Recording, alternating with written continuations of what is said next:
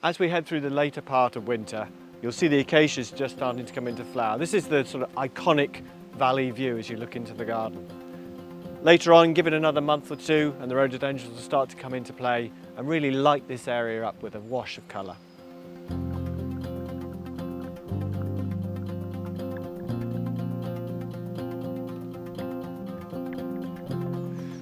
As we head through winter, there's a lot of interest in other areas of the garden. This is around the crisscross. We have a mixture of scented plants and also plants for their stem interest. One of the most scented, highly scented plants in the garden is Sarcococca confusa, the Christmas box. It's covered in flowers at the moment and the scent hits you from metres and metres away. It also has these rather attractive berries at this time of the year.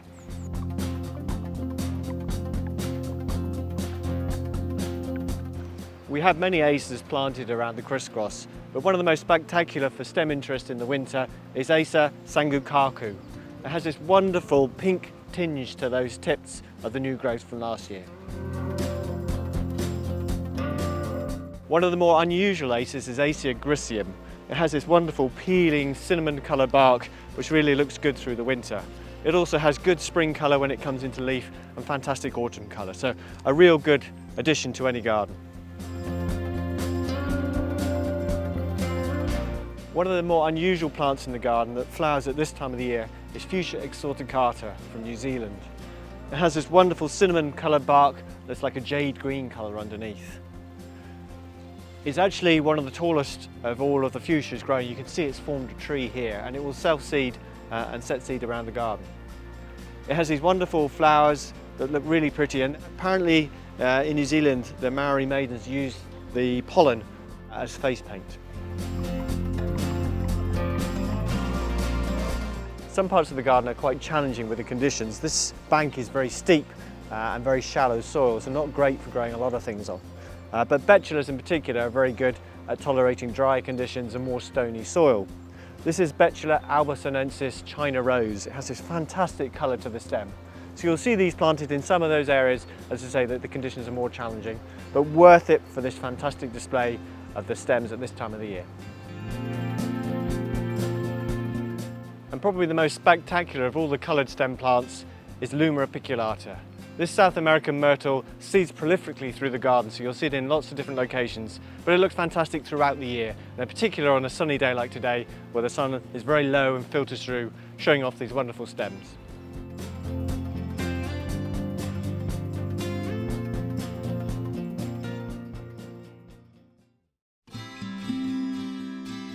A great early source for colour in the garden at this time of the year are the camellias, and this is Camellia japonica White Swan, one of the earliest to flower in the garden.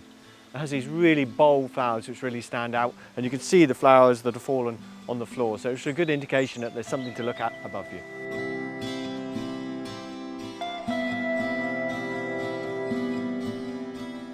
This is Lonicera fragrantissima, a member of the honeysuckle family, and as you would imagine it has a great scent.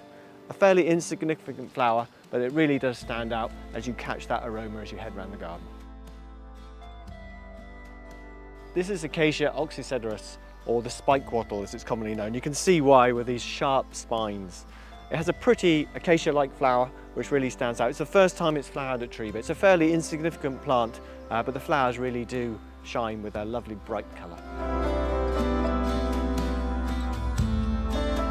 This has to be one of the prettiest and most spectacular of all the cyclamen. This is Cyclamen coum.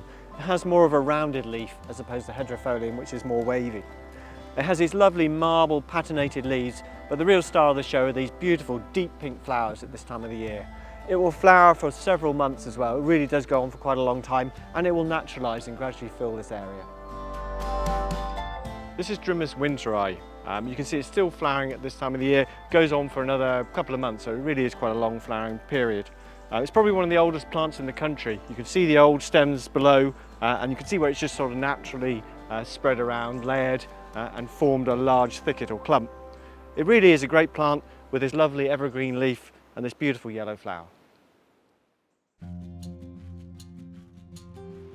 Most of the construction phase has now taken place for the wall garden, with all the buildings in place, the paving, the walls and obviously the raised beds. The sort of final piece of the construction puzzle is the water feature.